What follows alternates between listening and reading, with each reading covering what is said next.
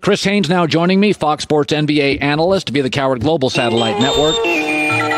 All right, the 22-team format seems kind of gimmicky and complicated to me, but you talk to players and coaches. Are the players and coaches, Chris, are they in on it? What do they think?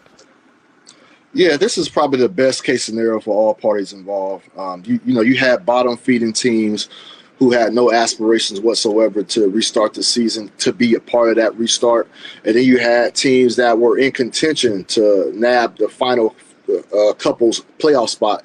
They wanted to be in. I spoke with Damian Lillard, I believe it was last week. He said he did not want to play if he was going over there just to play meaningless games. And so the Portland Trailblazers, New Orleans Pelicans, the Sacramento Kings, Washington Wizards, those teams, they get a chance to try to play for a playoff berth. So I think this is the right scenario, considering all things that happen.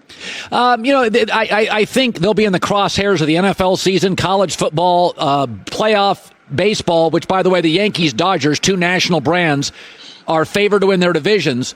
What do you make of the NBA having to go head-to-head?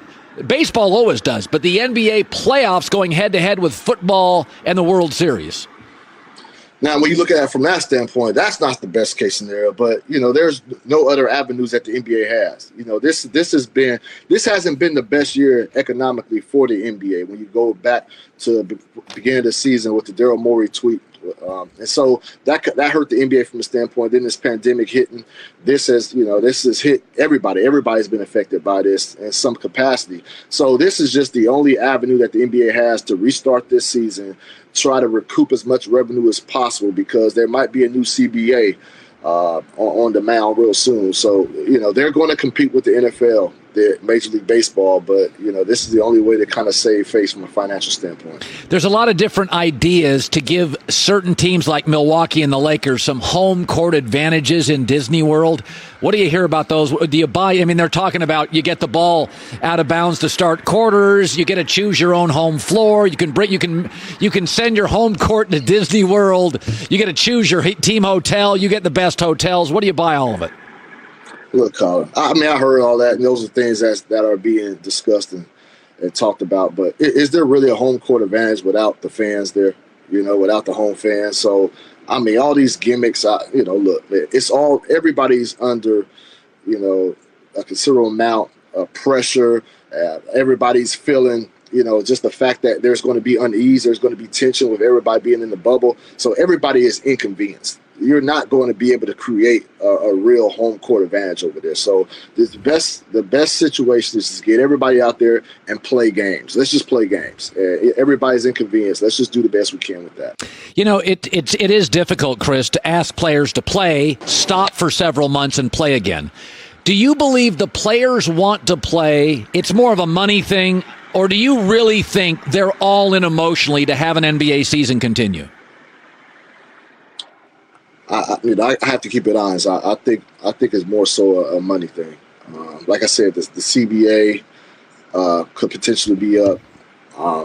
They've been out for 2 months, man. There's a lot going on in our society right now, Colin. It seems like entertainment is the least of it, of a lot of people's concern right now.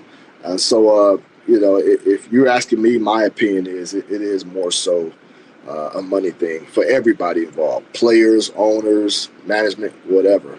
Because I think when it's all said and done, should basketball be returned? I don't know. It's up to the players, but I think most players are doing this for economic standpoint. Chris Haynes joining us. Chris, we've watched the protests since the murder of George Floyd over the last 6 days.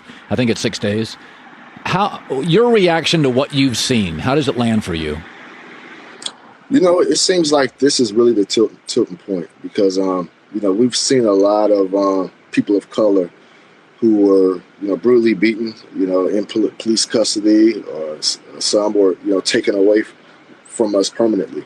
And I just think that what we're going through as a society with this pandemic, where everybody's at home, everybody's frustrated, and then this just hitting right now, I think this is just, for some reason or another, this is the one that's kind of gotten a lot of people's attention more than usual. And, I think it's good. It's for the first time I can really see that this is just not an outcry from people of color. And I'm starting to see even police officers, white police officers, our white fellows and brothers and sisters, joining in these protests, joining in the outrage, and this being a community thing and not just an isolated race thing. So I'm liking where this is going.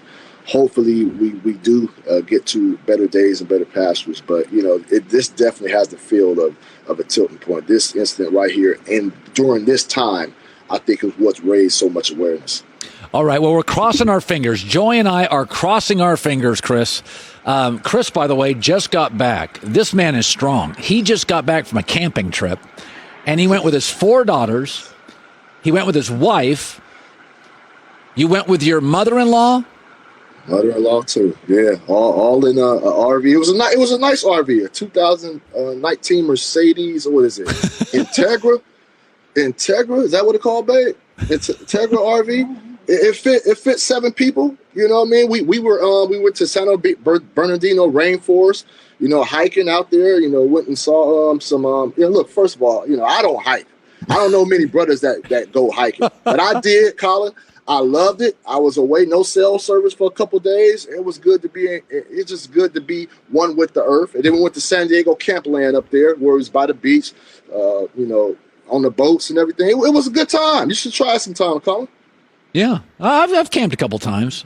I actually like hiking. I'm a hike guy, but just 4 daughters, a wife, a mother-in-law. This is 6 women. You listen. We love the women in our life, but even Joy is smirking here. This is that's intense. Good for you. That's all I'll say, Chris.